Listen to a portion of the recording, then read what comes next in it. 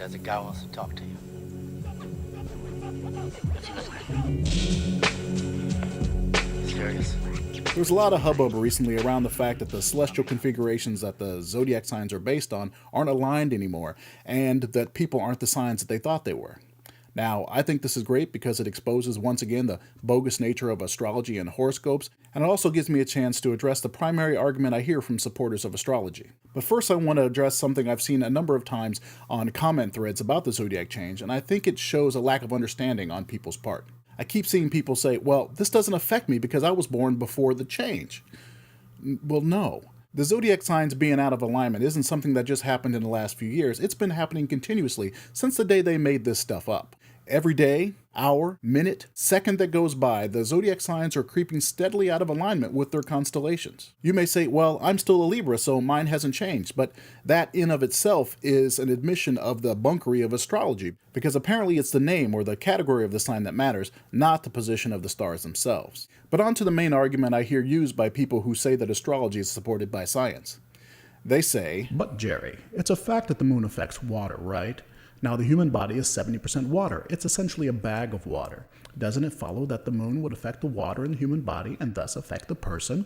Well, the short answers are no and no. But here are the long answers. First off, the human body isn't 70% water, or whatever percentage you decide to use. Every human body is unique and different, and generally the percentage of water decreases as a person ages, with a newborn baby being about 75% water and an adult woman being about 55%. But that's me just splitting hairs. Let me discuss the first point. The moon affects water. No. No, it doesn't. Now, let me explain. The moon doesn't affect water especially. That is, it doesn't single out water in order to affect it. There's no special bond between the moon and water. The moon has gravity, as does everything with mass. And its gravity affects everything on Earth. The mountains, oceans, buildings, everything. What about the tides? To understand the tides, you have to first know how gravity applies itself. Gravitational attraction is affected by mass and distance. Bigger, closer equals more, smaller, farther equals less. The bodies of water on Earth are huge masses of water, and in the case of the oceans, it's one big mass of water surrounding the entire Earth. So, big.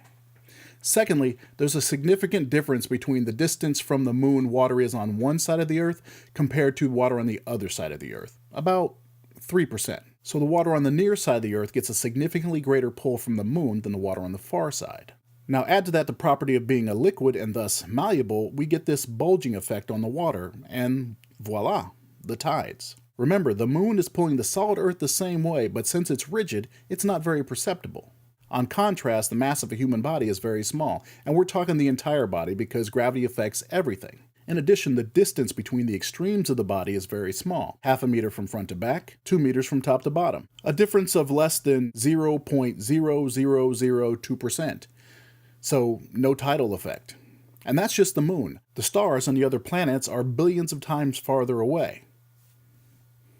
Lastly, even if there were a measurable tidal effect on the human body, the doctor delivering a newborn would have a much greater effect on the child just by being so much closer to it than the stars and the constellations. In fact, the people you encounter on a daily basis influence you more than any of the stars in the sky. So instead of looking to the heavens for guidance, you should look to the people you surround yourself with, and I think you'll get a much better idea of what your future will bring. That's my job! That's what I do! I don't lose! I win! Is there no one on this planet to even challenge me? Maybe you came by to congratulate me on last night's victory.